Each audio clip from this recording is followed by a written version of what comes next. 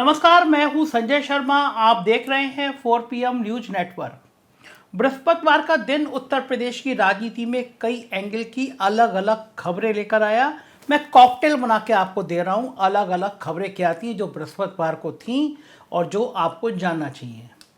पहली खबर थी डिप्टी सीएम ब्रजेश पाठक की।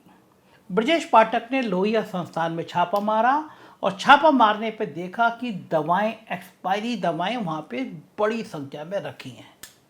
लगभग 50 लाख रुपए की दवाएं रखी थी जो निर्धारित समय पे वापस नहीं गई। अगर वो वापस चली जाती तो 50 लाख रुपए कंपनी के पैसे में कटौती हो जाती, मतलब सरकार को 50 लाख रुपए का फ़ायदा होता। 50 लाख रुपए सरकार के लिए छोटी रकम होती है, मेरे और आपके लिए नहीं है। और ये 50 लाख रुपए मेरे और आपके टैक्स के पैसे हैं। एक आम आदमी का टैक्स, एक गरीब आदमी का टैक्स। गरीब मैं कह रहा हूँ क्योंकि मैं इसलिए कह रहा हूँ मध्यम वर्गीय परिवार भी गरीब सही है। जो बेचारा अपनी तनख्वाह से सैलरी से काट के दे रहा है टैक्स, वो भी गरीब है। और ये दवाएं देखकर ब्रजेश पाठक का पारा हाई हुआ। डिप्टी सीएम है, हेल्थ मिनिस्टर हैं, और मैं तारीफ करूंगा, सैल्यूट करूंगा ब्रजेश पाठक की इस शैली को कि उन्होंने उत्तर प्रदेश के अब तक 1 दर्जन अस्पतालों में छापा मारा है और जो कुछ हो रहा है उसकी तस्वीर सामने रखी है। तो क्या कहा ब्रजेश पाठक ने, पहले ये सुनिए, फिर मैं आपके पास आता हूँ। 7, 8, 9, 10, 11, 12, 13, 14, 15, 16 और पेज कितने बेटा? 322 ना। 16 को 322 से गुणा करो। 16 3 48 कितना हो गया? 5152 दवाइयाँ हम वापस नहीं किए। 5152 दवाइयाँ कितने मूल्य की होंगी डॉक्टर साहब, आप बताओ जरा। थोड़ा तो आपको आइडिया होगा, एक पन्ने का आइडिया दिखाइए। सर अभी और पेज आ रहे हैं। अभी और पेज आ रहे हैं।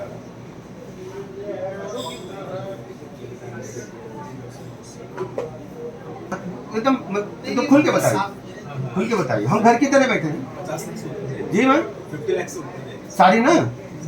अब ये आइडिया है 50 लाख की दवाइयां हम वापस नहीं किए हैं। Who will responsible? ये तो आइडिया है, अगर ऑडिट होगा तो करोड़ों की निकलेगी, क्योंकि एक दवाई ऊपर वाले पन्ने की 10 रुपए की हो सकती है, नीचे वाली 100 रुपए की हो सकती है। Who will responsible? ये आप जिम्मेदारी तय करो। जैन साहब कहाँ है? जैन साहब को 322 पेज तो 322 तो यही बोल रहे हैं। कितना पेज है? काश निकाली बताओ डॉक्टर साहब। अब ये व्यवस्था का जिम्मेदारी आपको मिली हुई है। सबसे ऊपर मैम है, फिर प्रमुख सचिव है, फिर हम हैं। ये हमारे सरकार का पैसा है, जन सरकार का मतलब जनता का पैसा है। इसका हम यूज नहीं कर पाए, गरीब को भी नहीं दे पाए, पैसा चला गया। और ये कंपनी को पैसा वापस लेना चाहिए था, आप नहीं ले पाए। तो अब ये जिम्मेदारी किस पर तय करेंगे आप? क्या ऐसा चलेगा कि हमने कह दिया था? हमारे यहाँ आया तो हमने पहले बाराबंकी वालों ने आप क्या भेजा, आपने भेज दिया मेडिकल कॉलेज। मेडिकल कॉलेज ने फिर कहा लोहिया ले जाओ, वो चला गया बाराबंकी, उसकी डेथ हो गई।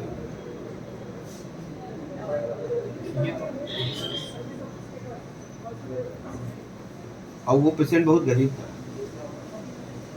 मतलब ऐसे मरीजों को हम वहीं उसके स्ट्रेचर पे लेटा के इंजेक्शन दवाई कुछ ऐसा कर दे कि जान उसकी बच जाए। मतलब हम उसको एसेंशियल दवाई दे करके फिर कहीं बेड का इंतजाम लखनऊ में, बल्लापुर में कराइए, सिविल में कराइए, झलकारी को जो दूसरा अपना है महानगर वाला भावरा देरस कराइए।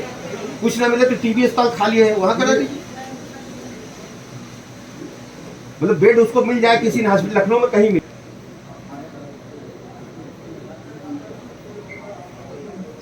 कमांड सेंटर से मैं समझ गया, लेकिन ये पेन हम सबकी है ना।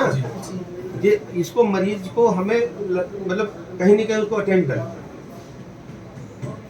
हम ये कहने में थोड़ा मानवता के खिलाफ लगता है कि हमारे जगह नहीं है तो वहाँ चले जाओ, और वहाँ जाएगा बेचारा गरीब आदमी तो कैसे धक्का खाते आएगा। हमको तो कहीं से पता चला तो मैंने आपको बताया। आगे फिर साधनों कुछ करेंगे हम तो सारे कह दिए अधिकारियों को कि पूरी मदद करो अपने अस्पतालों, और जो हम कर रहे हैं अभी सज्जन वाला भी किया है और बढ़ा रहे हैं। देखो निकला टोटल दवाइयाँ सर, मेडिसिन है सारी सर। एक दवाइयाँ को पैसा कैसे पता चलेगा? कितने पैसे की दवाई वापस नहीं कर पाए? एक पन्ने पर कितनी जोड़ो? एक सर उसकी भी प्रिंट आउट निकली। एक पन्ने पर कितनी जोड़ो? नहीं, ये एक्सपायर्ड है कि टोटल लिस्ट ऑफ टोटल है। नहीं, they are written expired. Ma'am वो तो पूरा भाई खाता दे दिया ना। एक्सपायरी वाली दवाई को लिस्ट चाहिए। सुना आपने दो बातें। ब्रजेश पाठक स्वीकार कर रहे हैं कि मरीजों को भेज दिया जाता है एक अस्पताल से दूसरे अस्पताल, और प्रदेश का हेल्थ मिनिस्टर बता रहा है कि एक मरीज की डेथ हो गई। मैं तारीफ इसलिए करूंगा कि कम से कम वो ईमानदारी से स्वीकार कर रहे हैं। इससे पहले बाराबंकी में गए और उन्होंने कहा हालत देख के कि मैं हैरान हूं कि ये हालात कैसे हैं, मैं शर्मिंदा हूं। सीतापुर में डॉक्टर 1 साल से आ नहीं रहा था, उसकी हाजिरी लग रही थी, और ऐसा कई जगह पे देखने में आया है। ये सब चीज़ें तब खुल रही हैं जब प्रदेश का हेल्थ मिनिस्टर और प्रदेश का डिप्टी सीएम मौके पे जा रहा है। अब मैं सवाल करूंगा कि 5 साल तक हो क्या रहा था, पिछले हेल्थ मिनिस्टर कर क्या रहे थे? क्या उनकी ड्यूटी नहीं थी कि जिस तरह ब्रजेश पाठक अस्पताल में जाके देख रहे हैं वो कभी अस्पताल में जाके देखते हैं? मैं जब चैनल पर बैठ के इस चैनल पर बैठ के बताता था कि उत्तर प्रदेश के अस्पतालों की हालत ख़राब है, मरीज परेशान है, भ्रष्टाचार है, तो कुछ लोग नाराज़ हो जाते थे, कहते थे कि मैं सत्ता के खिलाफ बोल रहा हूँ। लेकिन मैं जो बोलता था, ब्रजेश पाठक ने आज मेरी सारी बातों को स्वीकारोक्ति दे दी ना, मान लिया ना कि उत्तर प्रदेश में हालात ख़राब थे। क्यों कर रहे थे पिछले हेल्थ मिनिस्टर? क्या उनको पता नहीं था कि जनता कितनी परेशान है? क्या उनको पता नहीं था कि वो अगर इस तरह निकम्मे होकर बैठे रहेंगे तो क्या मैसेज आएगा? दरअसल हेल्थ मिनिस्टर निकम्मा होकर बैठे, इसके लिए बहुत साजिशें की जाती हैं। करोड़ों अरबों रुपए के दवाओं की कंपनियों के स्टेक लगे होते हैं, दवाओं के उपकरण काम सप्लाई करने वालों के स्टेक होते हैं, कंस्ट्रक्शन कंपनी के स्टेक होते हैं, और एक मोटा कमीशन जाता है अफसरों से होकर मंत्री तक। तो मैं कैसे मान लूं कि मंत्री पिछले मंत्री का कमीशन नहीं ले रहे थे, हिस्सा नहीं ले रहे थे? अगर नहीं ले रहे थे तो क्या डर था उनको जो जाके वो कहते कि ये 50 लाख रुपए की दवाएं खराब क्यों हो रही हैं? और क्यों नहीं पूछते वो ड्रग कॉर्पोरेशन के एमडी को कि कोरोना में ये उपकरण 20 गुना, 50 गुना, 100 गुना दामों पे खरीदे गए? क्यों नहीं पूछते झांसी समेत तमाम उन जिले के डीएम को कि कमीशनबाजी क्यों हुई थी कोरोना के काल में? क्यों ऑक्सीजन, क्यों वेंटिलेटर, क्यों थर्मामीटर इतने ज़्यादा गुने दामों में खरीदे गए? जब मामला खुला आम आदमी पार्टी के संजय सिंह ने खोला तो एक जांच कमेटी बैठी थी। जांच कमेटी कहाँ जाती है, क्या रिपोर्ट आती है, ये मैं और आप अच्छी तरह जानते हैं। कुछ नहीं हुआ।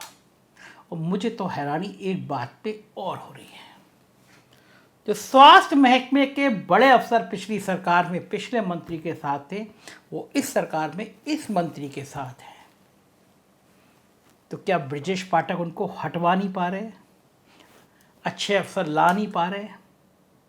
क्योंकि अगर पिछली सरकार में पार्ट 1 में हेल्थ मिनिस्टर की नाक के नीचे इतने बड़े घोटाले हो रहे थे और लखनऊ में शासन में बैठे ऊंचे अफसरों को पता ना हो, ये मैं स्वीकार करने को तैयार नहीं हूं। करोड़ों रुपए की घूस जाती है तो कहीं ना कुछ तो है जिसकी पर्दादारी है।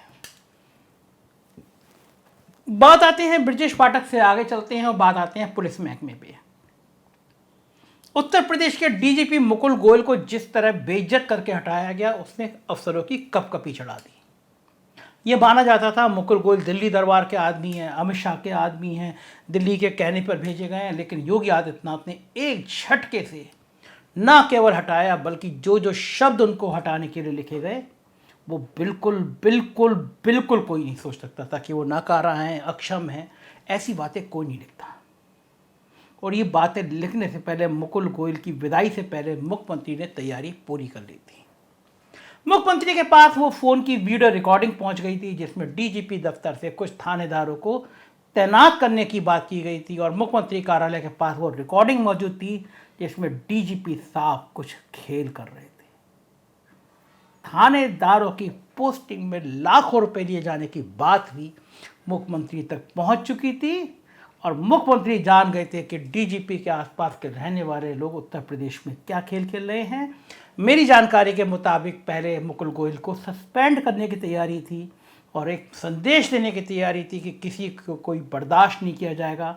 एंड टाइम पे परिवर्तन हुआ, सस्पेंड करने की जगह खुद मुख्यमंत्री ने सुना है बुलाया और बहुत बुरी तरह फटकारा कि इस तरह के काम करने की हिम्मत कैसी हुई। लौटी लगी डीएस चौहान को मुख्यमंत्री के बहुत प्रिय हैं, करीबी हैं, ऐसा वो उनके आसपास के रहने वाले लोग कहते हैं। डीएस चौहान के करीबी रहने वाले लोग कहते हैं, और ये भी कहते हैं कि मुख्यमंत्री के लिए उन्होंने बहुत ज़ोरदार बैटिंग करी इंटेलिजेंस में। डीडी इंटेलिजेंस जो होता है वो मुख्यमंत्री के बहुत करीबी होता है।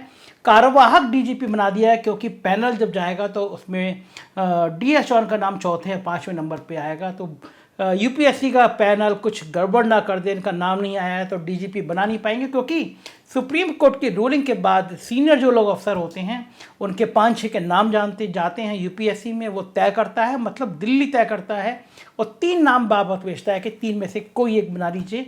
सीनियर के नाम भेजता है और डीएस चौहान चौथे या 5वें नंबर पे थे, दिल्ली में अड़ंग ना लग जाए इसलिए डीएस चौहान को कार्यवाहक डीजीपी बना दिया गया। देश के कई राज्यों में लंबे समय तक कार्यवाहक डीजीपी के रूप में काम चलाया गया है।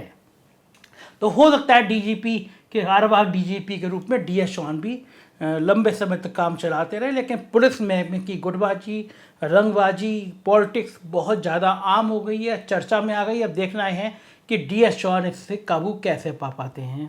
राज्यसभा की सीट चुनाव का ऐलान हो गया है। जयंत चौधरी चाहते हैं कि समाजवादी पार्टी उनको राज्यसभा भेजे। अब राज्यसभा में 3 सीटें समाजवादी पार्टी जिता सकती है। जयंत के अलावा कौन कौन से 2 नाम होंगे, इस पर सबकी निगाहें लगी हुई हैं। तापमान तेज है राजनीति का, पॉलिटिकल खेमेबंदी तेज है।